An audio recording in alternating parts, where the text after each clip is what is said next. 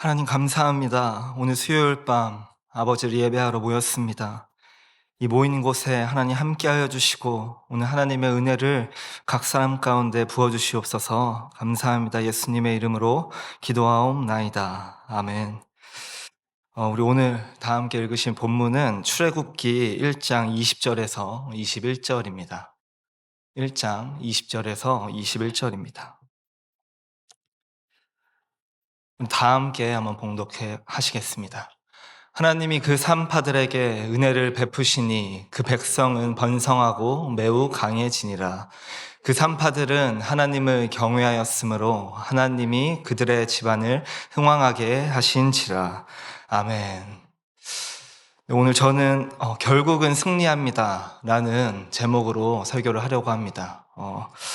설교를 하기 앞서서 주일에 담임 목사님께서 광고해 주셨던 것처럼 지금 LED 공사가 잘 진행되고 있습니다.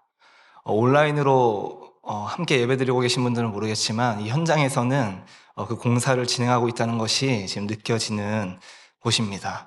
우리가 이런 외부 환경에 상관없이 이 예배를 계속 이어간다는 것 자체가 큰 의미가 있다고 생각합니다. 우리의 뭔가 영적인 야성도 키워지고 우리의 예배를 아무것도 방해할 수 없다는 것 같습니다. 오늘 하나님께서 더 큰 은혜를 주실 거라 믿고 이제 설교를 한번 시작해 보겠습니다. 오늘 본문은 창세기 1장 전체입니다. 저희가 읽은 거는 후반절만 읽었지만 전체이고 이 창세기 죄송합니다. 출애굽기죠. 출애굽기 1장입니다. 그리고 창세기는 우리가 알다시피 굉장히 거대한 이야기가 마무리가 되었죠. 이 출애굽기로 들어오면서 창세기 때 그 하나님의 백성의 태동과 여러 가지 큰 앞으로의 이 이스라엘 백성의 시작되는 그 거대한 스토리가 마무리되고 이제 이 창세기가 아니라 이 출애굽기는 이제 하나님의 백성의 독립부터 이제 시작을 하게 됩니다. 그래서 오늘 이 1장은 그 하나님의 백성의 독립이 시작인데 이것을 자세히 보면 이 1장의 성경을 자세히 보면 이 사탄이 이 하나님의 백성의 독립 앞에서 난리를 치는 장면들이 많이 나옵니다. 그래서 그 부분에서 우리가 이 성경을 읽을 때 이 하나님이 이끄시는 이 거대한 섭리 앞에서 사단이 힘을 잃고 그 하나님의 계획을 한 점도 흐트릴 수 없다는 것들을 발견할 수가 있는데요. 오늘 이 본문을 설교하면서 우리가 그 장면들을 보게 될 것입니다. 하나님의 계획을 흔들 수 없고 거침없이 진행되는 하나님의 계획이 살아있다는 것을 우리가 경험할 것입니다. 우리가 가끔은 이 사탄이 발악하거나 아니면 우리의 인생에 이렇게 힘들게 하지 않습니까? 그러면 우리는 사탄이 어쨌든 영적인 존재이기 때문에 굉장히 강력하다는 생각에 뭔가 하나님과 비등하지 않나라는 느낌을 가질 때가 있습니다. 물론 아닌 걸 알죠. 하지만 사실 잘못된 생각이죠. 사탄은 하나님께 흠도 못 냅니다. 그죠? 사탄은 사실 그 존재 자체가 하나님이 정하신 정확한 선 안에서 자기가 머물고 있는데 워낙 교만하고 오만하다 보니까 공중원세를 갖고 있다 보니까 이성을 다 잃은 것 같아요. 그래서 오늘 그 모습들 한번 보겠습니다. 출애굽기 1장 7절을 한번 보시겠습니다. 1장 7절에 보면 이스라엘 자손은 생육하고 불어나 번성하고 매우 강하여 온 땅에 가득하게 되었더라. 아멘. 여러분, 하나님의 약속대로, 그 창세기의 약속대로 하나님의 백성이 번성해가고 강해지고 있습니다. 이렇게 강성해진 이스라엘 백성, 이 창세기 때 불어나서 강성해진 이스라엘 백성이 이제 하나님의 계획대로 독립할 준비가 다 된 것이죠. 그러나 이 사탄이 겁도 없이 이 하나님의 사탄을 저지하려고 이제 자신이 갖고 있는 유일한 권세, 이제 공중 권세를 사용하게 됩니다. 이 출애굽기 1장 11절을 보시면 감독들을 그들 위에 세우고 그들에게 무거운 짐을 지워 괴롭게 하여 그들에게 바로를 위하여 국고성 비돔과 라암셋을 건축하게 하니라. 아멘. 여러분, 이 11절을 두 개로 요약을 하면 무거운 짐과 괴롭게 하여입니다. 무거운 짐과 괴롭게 하기 시작한 거예요. 하나님의 백성이 독립하는 걸 알았겠죠. 하나님이 계획하셨으니까. 근데 하나님의 계획을 막을 수 없기 때문에 그 약속의 자녀들에게 직접적인 타격을 가하는 것입니다. 어, 여기 나와 있는 것처럼 무거운 짐을 지게 하고 괴롭게 하는 것이죠. 사탄이 이런 생각을 했을 것 같아요.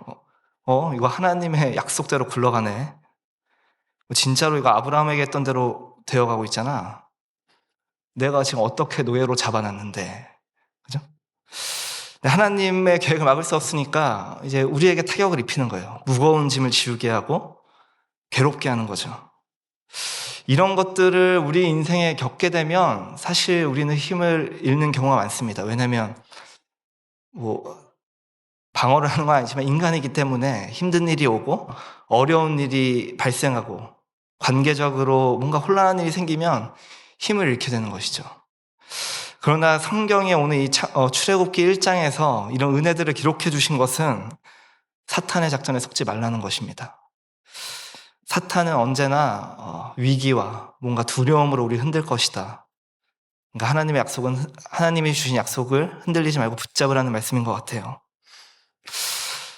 이 역사를 깨닫고 아주 진부한 방법이에요, 사탄의. 오래전부터 쓰던 거예요. 근데 어쩌죠? 저희는 매번 그 방식이 나올 때마다 힘들어요. 힘들고 혼란스럽고. 근데 하나님이 이것을 은혜로 기록하신 이유는 이 성경을 보면서 계속 저희가 깨닫고 우리 눈앞에 있는 위기를 하나님의 관점대로 좀 해석을 할 줄 알고 때로는 하나님 믿고 좀 돌파해보라는 뜻인 것 같아요. 왜냐면 우리는 망하지 않기 때문에. 그죠? 그래서 저는 지금까지 봤던 이 장면이 1차전이라고 생각을 합니다. 하나님의 백성이 독립을 하기 앞서 사탄이 먼저 대응을 한 거죠. 괴롭게 하고 무거운 짐을 지게 하고. 이게 1차전이었지만 하나님의 그 이스라엘을 향한 약속은 거침없이 진행이 됩니다. 거침없이 진행이 되기 때문에 그리고 2차전이 저는 시작된다라고 생각을 하는데요. 이 2차전은 사탄의 선공으로 시작을 합니다. 출애굽기 1장 15절에서 16절인데요.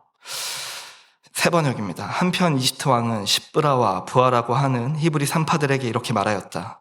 너희는 히브리 여인이 아이 낳는 것을 도와줄 때 잘 살펴서 낳은 아이가 아들이거든 죽이고 딸이거든 살려두어라. 아멘.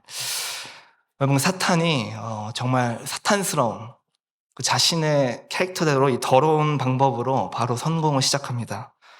그건 바로 죽음이라는 카드죠. 그냥 서슴없이 죽음을 꺼내는 존재가 사탄이에요. 1차전에서는 억압과 끌려감으로 우리를 괴롭게 함으로 어떻게 저지해보려고 했지만 당연히 하나님의 계획을 막을 수 없죠. 그렇기 때문에 2차전에서는 사탄이 바로 죽음이라는 카드를 꺼냈습니다. 죽이는 거예요. 근데 왜 제가 더럽냐라고 하면은 산파들을 통해서 죽이려고 하는 거예요. 이집트 왕이 얘기하지 않습니까? 아이를 낳는 걸 도와줄 때 잘 살펴서 아들이면 죽여. 이게 사탄스러운 거예요. 왜냐하면 여러분, 산파는 얼마나 고귀한 직업이에요. 그죠? 어떻게 보면 생명의 탄생과 물리적으로 가장 가까운 사람이에요. 그죠? 그 생명을 가장 잘 다뤄야 되고, 근데 그런 자들을 죽음으로 이용하는 게 사탄입니다. 정말 더러움이 느껴지죠. 근데도 하나님의 계획이 얼마나 강력하냐면 넉넉하십니다. 하나님은 초반에 얘기하신 것처럼 사탄은 흠을 낼 수가 없어요. 하나님의 계획에. 하나님이 왜 제가 넉넉하냐라고 느끼냐면 이 더러운 사탄의 방법을 그대로 수용해 주십니다. 출애굽기 1장 17절을 세 번역으로 보면 그러나 산파들은 하나님을 두려워하였으므로 이집트 왕이 그들에게 명령한 대로 하지 않고 남자아이들을 살려두었다. 아멘. 여러분, 사탄이 선택한 방법, 그 산파로 죽이겠다는 거예요. 다. 산파들을 이용해서 죽이겠다는 그 사탄의 방법을 하나님이 그대로 수용하신 거예요. 그 방법 그대로 생명을 펼치셨어요. 이 강함이 느껴지지 않습니까? 뭔가 하나님이 사탄을 막기 위해 연구해야 될 존재가 아니신 거예요. 사탄이 뭘 하든 우스운 거예요. 그래? 그 방법으로 나온다 이거지. 그럼 그 방법으로 생명을 창출하시는 거예요. 사탄이 얘기했잖아요. 죽여라고 했는데 하나님은 그 방법 그대로 살리십니다. 여러분, 산파들이 우리가 이 산파들을 보면 하나님을 믿는 자들의 이 강력을 알 수 있어요. 이집트 왕이 명령을 했는데 듣질 않아요, 여러분. 지금처럼 뭐 항소가 있고 재판이 있는 시대가 아니잖아요. 그 왕의 심계를 건드리면 죽어 나가는 거예요. 근데 이 왕이 직접적으로 얘기했어요. 죽여. 근데 안 죽여요. 왜냐면 하나님이 왕이시거든요. 이들은 하나님이 왕이시거든요. 하나님을 믿는 자들은 이런 파급력이 있는 거예요. 생명을 살리는 일에는 자기 목숨을 거는 거예요. 그죠? 그러니까 세상 권세에 굴복하지 않죠. 왜냐면 하나님이 왕이시니까. 그죠? 그렇기 때문에 성경에 나오지 않습니까? 이런 자들을 세상이 감당할 수 없다. 세상이 감당할 수 없는 거예요. 하나님을 믿는 자들은 원래. 그죠? 근데 제가 더 강조하고 싶은 건 앞에 얘기한 것처럼 하나님이 사탄의 방법을 그대로 수용해 주신다는 거예요. 정말 무슨 어린아이를 상대하는 것 같아요. 사탄은 자신의 최대의 출력을 한 거예요. 이걸 어떻게 하면 저지할 수 있지? 하나님의 이 백성의 독립은 벌써 어떻게 하면 그 영계, 피조계 어쨌든 뭐라고 해야 될까요? 탑클래스라 해야 될까요? 그 사탄이 최고의 아웃풋이었는데 하나님은 그냥 그대로 그걸로 생명을 창출하세요. 이걸 보면서 그러니까 사탄 입장에서는 아이러니한 거죠. 내가 계획한 최고의 방법이 나를 대적하는 거예요. 내가 계획한 방법이 나를 대적하는 거예요. 저는 이 2차전을 보면서 십자가가 떠올랐습니다. 여러분, 십자가. 이 사탄이 산파를 이용해서 죽이겠다는 계획, 이 사탄의 최고의 계획을 하나님이 그 죽음의 방법을 수용하면서 생명을 창출하셨잖아요. 지금 본문을 보면. 십자가가 떠오르더라고요. 왜냐하면 그 인간이 그 지독한 죄성으로 인간을 처참하게 만들려고 만든 형틀이 십자가잖아요. 근데 우리 예수님이 그걸 선택한 거예요. 내 사랑이 얼마나 넉넉한지 보여주기에 딱인 거예요. 너네가 만든 그 잔인의 끝, 극악무도한 그 형틀을 내가 수용한다. 왜냐면 하나님 넉넉하시거든요. 그러니까 인간이 인간을 죽이려고 만든 방법으로 온 인류를 구원하는 방식이 되지 않습니까?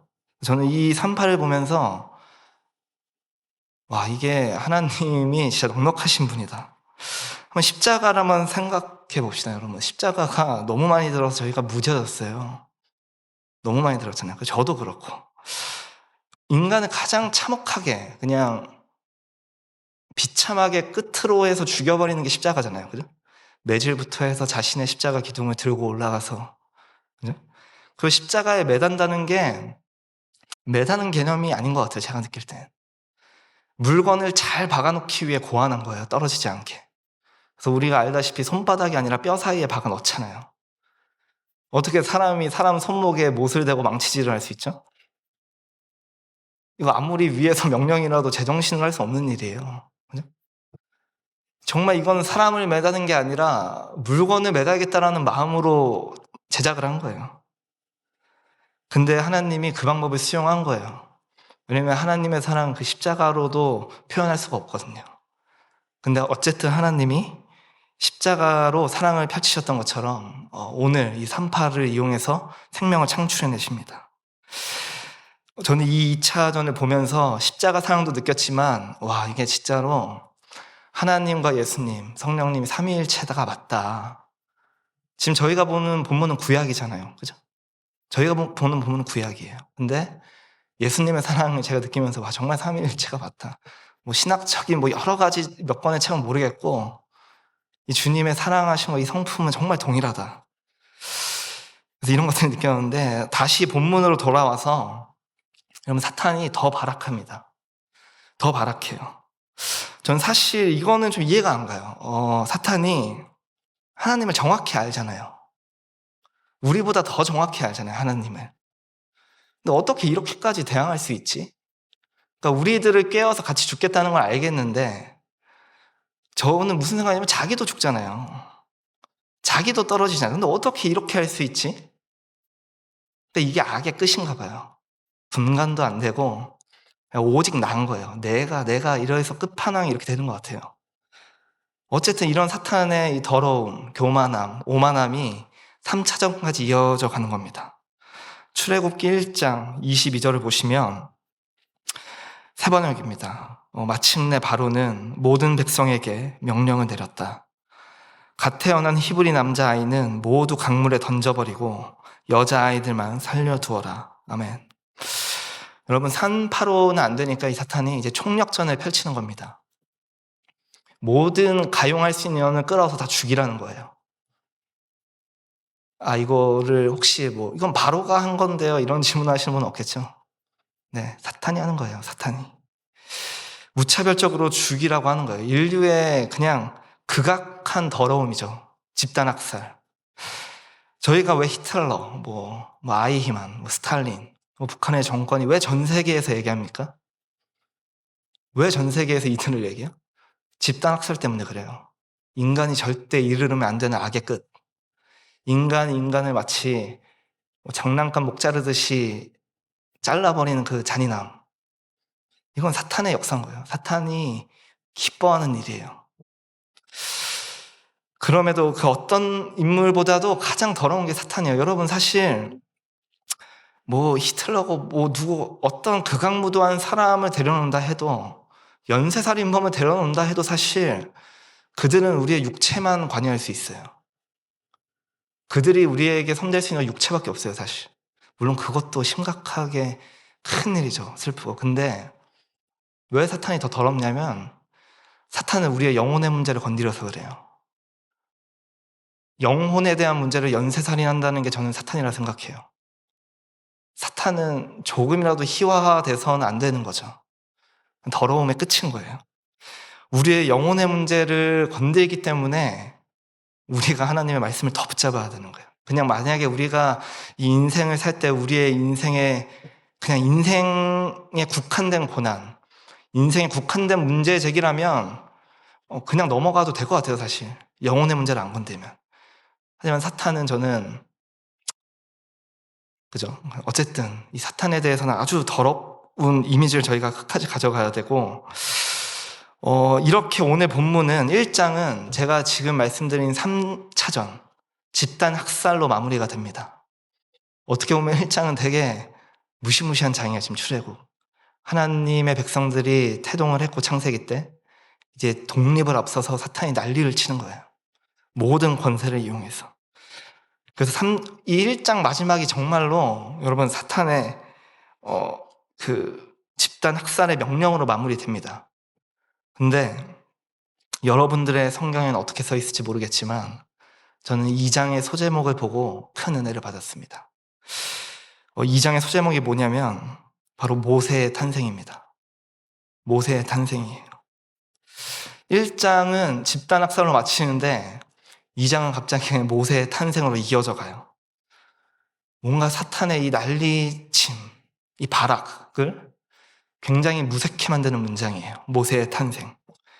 왜냐하면 우리는 모세가 누군지 알잖아요. 그죠? 우리는 모세가 누군지 알잖아요. 그러니까 사탄에게 굉장히 무색하게 만드는 소제목이에요. 사탄은 발악을 하고 있는데 이 하나님의 계획은 정말 마치 전차 같아요. 막힘이 없어요. 그냥 밀고 가는 것 같아요. 사탄이 뭘 하든 막 밀고 가는 것 같아요. 마치 우리가 이 지구가 자전하는, 공전하는 이 속도와 이 엄청난 굉음이 우리의 능력 밖이라서 안 들린대요. 지금도 지구가 도는데 엄청난 소리가 나고 있대요. 근데 우리는 우리의 능력 밖의 데시벨과 이 에너지이기 때문에 느낄 수가 없대요.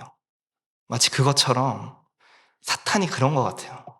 하나님이라는 이 엄청난 분의 계획과 이 섭리가 자신의 능력 밖이기 때문에 모르는 거예요. 느껴지지 않으니까 이 난리를 친다라고 제가 생각을 해보니까 조금은 합리적인 것 같아요. 그죠? 정말 우리 하나님이 이렇게 하나님의 계획을 아무런 방해 없이 밀고 가는 걸 보면 정말 영화 같은 분이세요, 하나님이. 물론 죄송한 표현이지, 하나님께 영화 같다니. 근데 우리는 인간이기 때문에 그렇게 느껴요. 하나님의 이런 극적인 시나리오들, 극적인 역사들. 왜냐하면 이 집단 학살이라는 이 죽음의 냄새가 가장 가득한 이때에도 여러분, 하나님의 계획은 오차가 없어요. 그냥 밀고 가고 계신 거예요.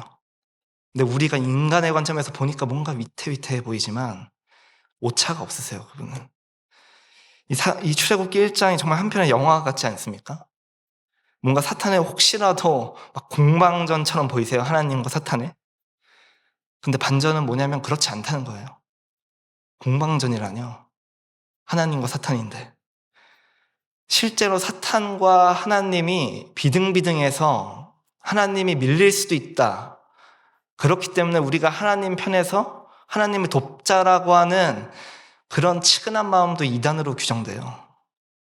그런 분이 아니시거든요. 우리의 도움 없이도 우주를 이끄실 수 있거든요. 그죠?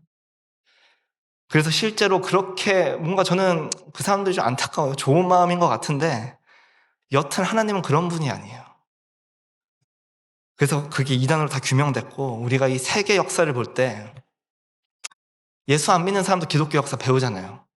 왜냐면 빼놓고 설명할 수가 없잖아요. 이 인류의 역사를. 그렇죠? 그래서 우리가 이 기독교 역사를 볼 때 굉장한 탄압들, 뭔가 외압, 뭔가 핍박, 이 수많은 우여곡절, 역사적으로 뭔가 소멸했을 것 같은 위기는 위태위태해 보이는 그 장면들은 우리 입장인 거예요. 우리가 볼 때 그런 거예요. 하나님 입장에서 위태위태하신 적이 없어요. 단 한 번도. 저는 그렇게 표현하고 싶어요. 바늘 구멍도 빈틈이 없이 잘 진행되고 있었어요. 우리 인간이 보니까 이러다 기독교 없어지는 거 아니야 라는 인간적인 마음일 뿐이지 그 정도의 계획이면 하나님이 시작도 안 했겠죠. 그저 사탄 정도에게 하나님의 계획이 어그러질 정도면 그 말이 안 되죠. 그죠? 그래서 하나님의 이끄시는 이 역사는 오차 없이 가고 있어요. 오차 없이 가기 때문에 우리가 넉넉하게 믿고 살아갈 수 있는 거라 생각을 합니다. 이미 승리하신 주님이 우리 그 종착지에 또 우리에게 영원한 승리가 있겠죠. 그렇게 가는 거예요, 우리는. 사탄을 물론 또 사탄을 이렇게 좁은 관점에서 디테일하게 가면 엄청나게 뛰어나죠. 영계니까. 그죠? 영적인 존재니까. 그리고 탁월하니까. 어떻게 지성을 이기겠어요? 그죠? 심지어 초자연적인데. 근데도 우리가 넓은 관점으로 생각하면 우리 아버지가 하나님이잖아요. 하나님은 절대 아들을 죽을 것 같은데 안 내려놓을 것 같아요. 제가 너무 순수한 얘기 하나요? 전 좀 순수해질 필요성이 있다 생각해요. 너무 복잡하게 생각하니까 어려운 것 같아요. 그죠? 왜냐면 저도 이제 아빠가 된 지 7개월 됐는데 아빠가 되고 보니까 더 느끼겠어요. 이게 나 편안하게 살아도 되는구나. 진짜 저를 얘기하는 거예요. 왜냐면 제가 새벽 예배 때도 예화로 들었지만 제가 제 아들을 이렇게 어딘가에 내려놓을 때에는 이미 탐색이 끝난 거예요. 이미 탐색이 끝난 거예요. 거기 내려놓는다는 행위 자체가. 제가 제 아들을 저희 집 마루에 놓을 때 대리석 위에 올려놓지 않아요. 매트를 깔아놨고 이미 위험한데 못 나가게 바리게이트 다 쳐놨고 그 안에서 마음껏 놀 수 있는 장난감들은 이미 날카롭지 않고 물고 빨아도 괜찮은 것들 넣어놓은 거예요. 그 상황이 되니까 애를 내려놓은 거라고요. 근데 우리도 사실 마찬가지예요. 하나님이 너희를 저 세상에 이리 떼어가지고 보낸다 해도 하나님은 아신 거예요. 내가 준 말씀과 성령이 함께하면 이겨낼 수 있는 거예요. 근데 저도 저를 보면 하지만 저희는 가끔 마치 제가 저희 아들을 저기 강남역 사거리 한복판에 내려놓은 것처럼 살아요. 내가 스스로 아스팔트를 막 기어야 되고 내 힘으로 트럭을 피해야 되고 내가 뭔가 이 4차선에서 벗어나야 된다라고 생각을 하고 사는 것 같아요. 저도 진우를 키우니까 그게 저절로 적용이 되더라고요. 나도 이렇게 살고 있네. 나도 염려하고 있네. 그러니까 마치 제가 아들을 안전한 곳에 넣어놨는데 아들이 아무것도 안 하는 거예요. 불안해서. 그럼 전 너무 슬플 것 같아요. 아빠인 내가 다 해놨는데. 그죠? 근데 어쨌든 사실 우리도 그런 거예요. 주님이 이미 우리에게 이 땅 보내신 거는 완벽한 세팅이 끝났어요. 물론 힘들죠. 근데 힘들더라도 하나님이 마련해 놓으신 것들을 활용해서 인생을 승리할 수 있잖아요. 그죠? 제가 지금 너무 사탄을 너무 얕잡아 보고 있나요, 혹시? 제가 사탄을 너무 유아틱하게 뭔가 희화화하고 있나요? 그럼 성경이 말하는 것을 한번 말하겠습니다. 데살로니가 후서 2장 8절인데요. 그때 불법자가 나타날 터인데 주 예수께서 그 입김으로 그를 죽이실 것이고 네, 여기까지입니다. 여러분 주 예수께서 입김으로 죽이신대요. 불법자가 적그리스도잖아요. 그죠? 뭐 사탄 쪽이겠죠. 근데 입김으로 죽이신대요. 근데 입김이 뭐죠, 여러분? 그냥 나오는 거예요. 여러분 숨 쉴 때 들숨날숨 계산하시는 분 있습니까? 그냥 나오는 거예요. 그냥 나오는데 소멸한다는 거예요, 사탄이. 누군가는 또 논쟁자는 저한테 얘기했어요. 저거는 그 뜻이 아닌데요. 그걸 문자적으로 해석하면 안 되죠. 문자적으로 해석해서 이 정도인 거예요. 원래 더한 차이예요. 더 갭이 크다고요. 네, 문자적으로 해석해서 저 정도인 겁니다. 그죠?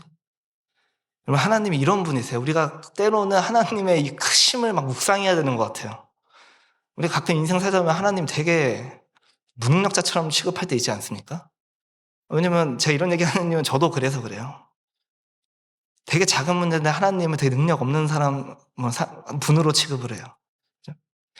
하나님의 입김으로 소멸하는 게 사탄이고, 심지어 손가락 튕기는 게 아니라 입김으로 소멸하는 거래요. 측량할 수 없는 차이죠. 측량할 수 없는 차이인 거예요. 중요한 건 우리가 이 하나님을 믿고 있다는 거예요. 이 하나님을 믿고 있고, 또 지금 이 출애굽에서 이 독립 앞에서 하나님이 이 난관들을 타개하시는 그 능력을 보면 그 갭을 인정할 수밖에 없죠. 그죠? 왜냐면 지금 하나님이 사탄과 인간과 싸우는 게 아니잖아요. 그죠? 여러분, 이 설교를 통해서 사탄이 어떤 짓을 해도 승리는 결정된 거예요. 이미 승리하셨거든요, 예수님이. 머리가 깨졌잖아요, 사탄. 그리스도에게. 뭔가 그 사탄을 그릴 때는 머리가 깨진 상태로 그려야 될 것 같아요. 주님이 머리를 밟으셨으니까. 그래서 여러분, 이 설교에서 오늘 본문에서 이 끝없는 학살 속에서도 모세가 탄생하잖아요. 어떻게 피할 수 있죠, 그 학살을? 강물에 났잖아요. 어떻게 살 수 있어요? 저는 아이를 낳고 가장 많이 생각하는 게 사실 이 본문이에요. 내가 우리 아이 진호를 갈대상자에 넣을 수 있을까? 근데 여러분, 하나님 믿으면 넣어야 돼요. 하나님 믿으면 넣어야 돼요. 왜냐면 하나님이 역사하시니까. 그죠? 여러분, 이 모세의 탄생과 그의 성장, 그가 이 이스라엘 백성 끄는 이 역사를 우리가 기억해야 됩니다. 하나님이 인도하시는 거예요. 결국은 승리로 이끄시는 거예요. 상황과 환경이 문제가 아니에요. 우리의 외적인 요소가 문제가 아니라고요, 사실. 근데 우리는 외적인 요소가 문제거든요. 근데 사실 외적인 요소가 문제가 아니에요. 내 안에 내가 그리스도를 의지하느냐 마냐 문제지. 근데 그리스도를 의지하지 않으면 합리적인 변명이 잘 나와요, 아주. 듣는 저도 동의하게 돼요. 그렇구나. 근데 아니거든요. 그리스도 의지하면 되는 거예요, 사실 모든 문제는. 근데 안 된다고 하는 사람에게 제가 굳이 그 의견을 꺾고 싶진 않아요. 어차피 대화 안 되거든요. 근데 여러분, 어쨌든 이 역사를 볼 때 외적인 외부 환경 요인에 우리의 문제가 좌지우지되는 게 아니에요. 이 성경의 역사를 기록하신 하나님을 의지하지 않느냐. 근데 내면으로부터의 문제지 외적인 환경은 사실 우리를 좌지우지할 수가 없어요. 또 누군가가 그런 목사님이 뭐 이런 극악한 환경을 쏟아지면 그러실 수 있을 것 같아요 라고 하면 모르죠, 저도. 그때 가서 항복할지. 근데 그럼에도 아니라고 할 거예요, 저는. 네. 그리스도를 의지하냐, 의지하지 않냐의 문제지, 외적인 환경이 좋네, 좋지 않네 문제라면, 하나님은 공평하지 않은 거예요. 그죠? 왜냐면 각자의 환경은 다 다르거든요. 그죠? 그래서 여러분, 이 은혜, 결국엔 승리합니다라는 제목으로 지금 이 사탄의 발악과 하나님의 이 거침없는 섭리가 역사로서 발현되는 것들을 봤는데, 이 놀라운 은혜가 사실 제가 굉장히 자주 얘기하는 얘기인데요. 그냥 성경의 이야기로 끝나면 아무 의미 없는 거예요. 아무 의미 없는 거예요. 이거를 저희 인생으로 끌고 들어와야 돼요. 이 성경 말씀을 내 인생으로 끌고 들어와서 지금 내 문제랑 결부시켜야 돼요. 그렇지 않으면 의미 없는 거예요. 그냥 뭔가 다이나믹한 역사책 잘 읽은 거예요. 그럼 책장에 꼽아버려야 돼요, 그냥. 우리가 왜 맨날 똑같은 본문을 읽죠, 여러분? 우리 성경 통독도 하잖아요, 여기 강남비전교회. 그죠? 우리가 왜 맨날 이 묵상을 하죠? 우리가 이 내용을 몰라요? 1189장인가요? 이걸 그렇게 읽었으면 내용은 이해 다 하잖아요. 왜 또 읽어요? 바보라서 저희가 또 읽나요? 아니에요. 저는 뭐라고 생각을 하냐면 저희가 이 성경을 우리 눈으로 활자를 인식하고 그래서 그 내용들을 저희가 사유할 때 하나님이 그 사이에서 개입하신다 생각해요. 내 생각을 정리해 주시고 내 안에서 나올 수 없는 생각이 불현듯 나오기도 하고 그렇기 때문에 읽는 거지. 만약에 제가 이 성경을 그냥 텍스팅, 그냥 이해, 이 개념을 왜 이렇게 많이 읽어요? 다른 책 읽어야죠, 다양하게. 근데 저희가 왜 묵상을 하냐면 저는 하나님이 개입시켜야 된다 생각하기 때문입니다. 우리의 삶으로 개입시켜야 돼요. 그런 면에서 오늘의 이 말씀도 그냥 이런 위태위태한 역사가 있었는데 하나님이 어떻게 하셔서 잘 이루어냈구나라고 그냥 읽으면 의미가 없는 거예요. 그래서 여러분 혹시 오늘 본문의 1차전처럼 뭔가 하나님의 약속과 달리 이스라엘 백성이 마치 강제노동을 갑자기 하게 된 것처럼 뭔가 여러분 인생에서 뭔가 억압을 당하고 무거운 짐을 지시고 계신 분이 있겠죠. 또 2차전처럼 또 하나님의 약속과 달리 이스라엘 백성이 뭔가 이 산파들을 통해서 위기를 당하는 것처럼 여러분의 각자의 삶에서 이런 위기가 있을 수도 있고 또 마지막으로 말도 안 되게 이 집단 학살과 같은 내 인생에서는 말도 안 되는 환경들이 와서 지금 고단한 분이 계시고 있다면 이 설교 내용을 반드시 기억하시고 이 출애굽기 1, 2장을 묵상해야 된다고 생각해요. 저는 하나님을 개입시켜야 돼요. 하나님을 개입시켜야 돼요. 이 설교를 통해서 사실 저는 그런 푸싱이라 생각을 해요. 혼자 고민하지 마시고 제발 하나님과 고민 같이 해주세요. 그죠? 이 역사가 있잖아요. 이걸 읽어도 지금 이 현실적인 문제, 하나님은 사업 문제를 모르잖아요가 아니라 이걸 끝없이 읽어서 이 이야기가 내가 지금 닥친 문제와의 갭이 사라질 때 저는 역사가 일어난다고 생각을 합니다. 그래서 성경을 읽는 거예요. 내용을 읽으려고 역사책 공부하려고 읽는 게 아니라 하나님이 그 위에서 역사하신다고 저는 생각을 합니다. 그래서 여러분 이걸 끊임없이 묵상하면 이 억압과 끌려감 속에서도 하나님이 이스라엘 백성을 강건케 하셨어요. 산파를 이용한 죽음의 계획도 생명의 계획으로 바꿔버리셨어요. 집단 학살의 위기가 닥쳤고 실제로 실행됐는데도 모세라는 인물이 살았어요. 그럼 하나님은 이렇게 역사하세요.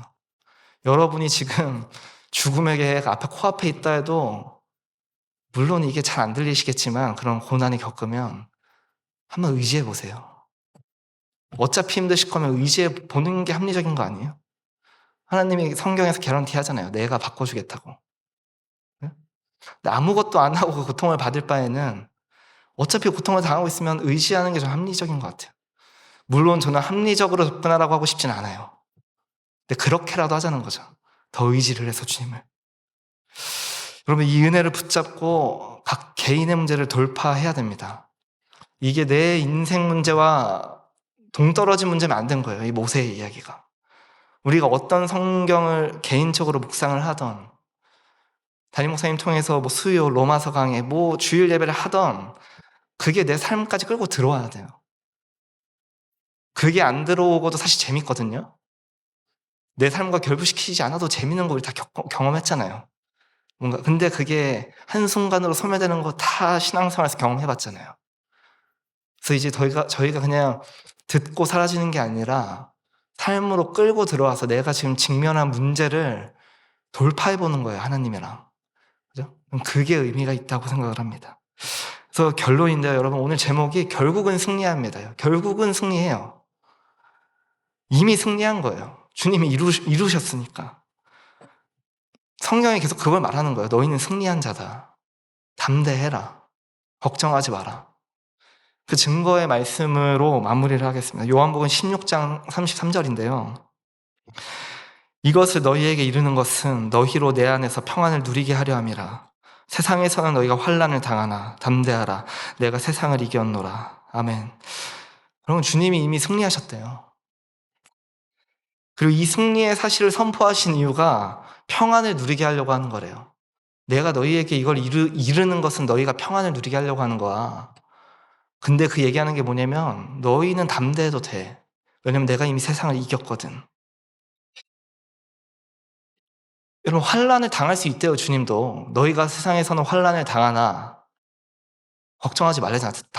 담대하라. 내가 세상을 이겼다. 예수를 믿으면 환란이 안 오는 게 아니에요. 우리가 예수를 믿는다는 건 갑자기 뭔가 길이 뚫리고 뭐 저절로 다 되고 막 인생 승승장구가 아니라 환란을 뚫어버리는 자들이 되는 거예요. 넉넉하게 안심하고. 물론 사람이라 이게 느낌이 있으니까 힘들죠, 매번. 저도 잘 안 돼요. 근데 다시 한번 도전해보는 거예요. 주님이 넉넉하다고 하시니까. 주님으로 인해서 결국 승리하는 거예요, 우리는.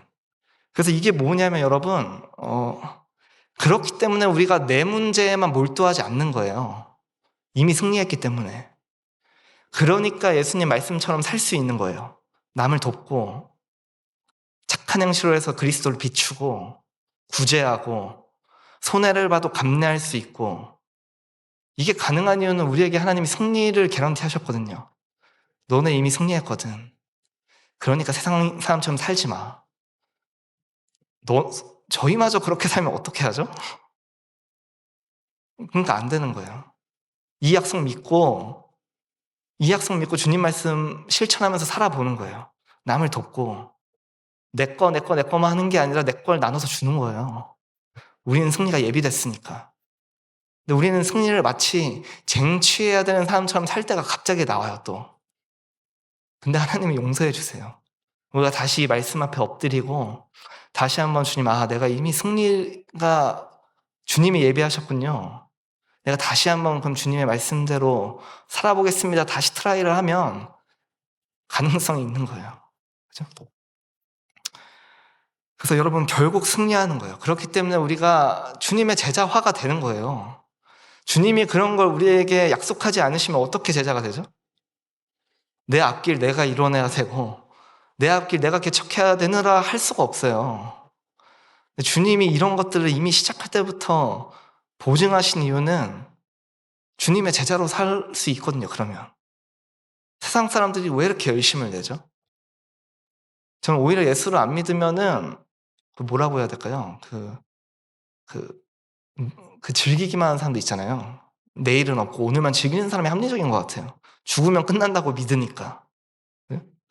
그렇게 뭔가 피나는 노력을 해서 몇십 년 잘 사는 것과 아예 노력을 해서 즐기는 정도면 좀 비슷하지 않나요? 근데 주님이 우리에게 이런 말씀으로 약속하시고 계속 깨닫게 하시고 도전하시는 이유는 우리가 이 승리를 진짜 믿으면 주님의 제자처럼 살 수 있거든요. 남들은 다 자기 거 챙길 때 난 내 거 나눠줄 수 있거든요. 이런 승리가 있으니까. 그죠? 그래서 여러분이 결국은 승리합니다. 이 말씀 제목은 사실 제가 걱정했어요. 이걸 최종적 목표로 오해하시면 어쩌지? 결국은 승리합니다. 여러분, 제가 최종적 목표로 제시하는 설교가 아니에요. 우리는 어차피 승리합니다. 우리는 영원한 승리가 준비되어 있습니다. 그러니까 와 좋다. 막 즐겁게 살다 가자는 게 아니에요. 이거는 최종적 목표가 아니라 시작인 거예요. 우리가 그리스도의 제자로서 살아갈 수 있는 시작의 설교를 하고 있는 거예요. 주님이 우리에게 너희는 승리했어. 내가 이미 세상을 이겼어. 그러니까 담대하게 살아도 되는 승리가 있으니까 편안하게 너만 잘 살다 오는 게 아니라 이게 보증돼 있으니까 내가 얘기한 대로 살다 와. 선을 보여주고 이 세상이 감당할 수 없는 그 그리스도의 제자들의 파급력, 마치 산파처럼 그 삶을 살다 오라는 거라 생각해요, 저는. 여러분, 저는 이 결국엔 승리한다는 이 말씀이 시작이라는 걸 이야기하고 싶은 거예요. 시작. 이거로 시작 안 하면 어떡해요? 주님이 우리한테 이러라고 승리를 보장해 주신 건데, 그러라고 주님이 십자가에 먼저 죽어버리신 건데, 그죠? 주님이 십자가에 죽으심을 입증하는 건 우리가 그렇게 사는 것밖에 없어요. 세상이 비아냥거리는 것 같아도 우리가 그렇게 살 때 속으로 섬뜩섬뜩할 것 같아요. 쟤네 말이 아니라 진짜 저렇게 사네. 뭐 비난 당하도 막 밀고 가는 거죠, 저희는. 여러분, 저는 이 삶이 단 한 사람에게라도 일어났으면 좋겠어요. 저를 비롯해서. 저도 설교하고 끝낼 수 있어요. 와, 설교 잘했다. 야, 끝났다. 오늘 밤에 가서 그냥 할 수 있는데, 그럼 저도 의미 없는 거예요. 네, 저는 반드시 말씀대로 살아내는 자가 나와야 된다 생각을 해요. 계속 얘기하지만 저를 포함해서 제가 제일 위기일 수도 있어요. 제가 이렇게 설교하면 제가 그렇게 사는 줄 알고 착각하거든요. 저도 도전받고 살아야 돼요. 그죠? 여러분, 오늘 제목으로 결론을 하겠습니다. 여러분, 결국 승리합니다. 우리는 다 승리해요. 이미 승리했어요. 죽으면 시작되는 게 아니라 이미 연결된 거예요. 죽음으로 우리가 2차전이 시작되는 게 아니라, 영생이 시작되는 게 아니라 지금부터 시작된 거예요, 사실. 우리가 뭔가 모호한 디데이가 있으니까 지금의 삶이 좀 약간 레벨이 낮은 것 같아요. 사실 예수 믿는 순간 시작된 거예요, 영생은. 우리는 마치 저 땅 가기 전에 심판도 받고 주님께 칭찬, 상급도 있으니까 뭔가 그 디데이를 향해서 뭔가 좀 쉬었다가 이런 게 아니라 이미 연결된 거예요. 우리는 영혼의 문제에서. 그죠? 예수를 믿잖아요. 여러분, 주님이 개런티 하신 이유는 영원한 승리를 우리에게 주시고, 담대해라, 내가 이미 세상을 이겼다. 우리가 죄인 되었을 때 먼저 죽으시고 그 사랑을 표현하신 이유는 그렇게 살라는 거예요. 근데 너무 확실하지 않아요, 여러분? 보상을 이미 먼저 주셨어요.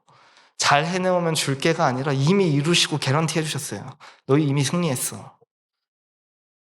그러니까 여기서는 좀 내 제자처럼 살다 와. 왜냐면 하나님이 그 사람 사랑하거든요.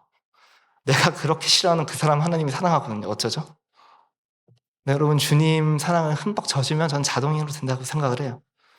저는 되냐고요? 저도 안 되죠. 안 되는 영역도 있고 되는 영역이 있는데 점점 성화된다 생각합니다.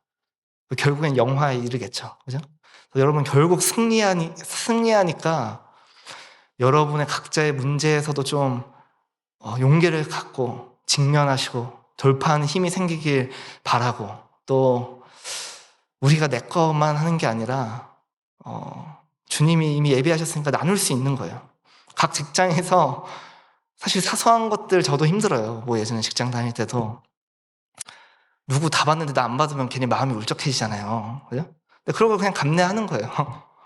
왜냐면 우리는 영원한 게 있잖아요. 세상 사람은 예수를 안 믿으니까 얼마나 힘들겠어요. 그죠? 뭔가 보증도 없고. 그러니까 우리가 결국은 승리합니다. 주님이 주신 메시지, 내가 승리했다, 담대하라, 내가 너희를 평안을 누리기 위해서, 너희가 평안을 누리길 바라기 때문에 이 얘기를 해주는 거야. 이미 승리했어, 걱정하지 마. 이걸 믿고 우리가 정말 그리스도의 제자로 살아가길 시작하는 모두가 되길 진심으로 축원합니다. 아멘. 제가 기도로 예배를 마치겠습니다. 하나님, 감사합니다. 결국은 승리합니다 라는 제목으로 말씀을 전했습니다. 성령이여, 주님, 그 승리는 나만의 것이 아니라 이미 주신 승리를 우리가 제자의 삶으로 살아갈 수 있는 원동력이 되게 하시고, 무엇보다 각자의 삶에서 힘든 일들이 다 있을 터인데 주님이 주신 약속을 믿고 그 까다로운 자리에 서고 그 상대하기 힘든 사람 앞에 직면하는 용기를 주시고, 주님을 믿고 직면하고 그 자리에 섰을 때 정말 오늘 이 학살 장면에서도 모세가 탄생했듯이 주님이 각자의 인생에서 주님을 통해서 영광을 보는 역사가 일어나길 소망합니다. 그런 역사를 간증하는 자들에게 도와주시옵소서. 감사합니다. 예수님의 이름으로 기도하옵나이다. 아멘.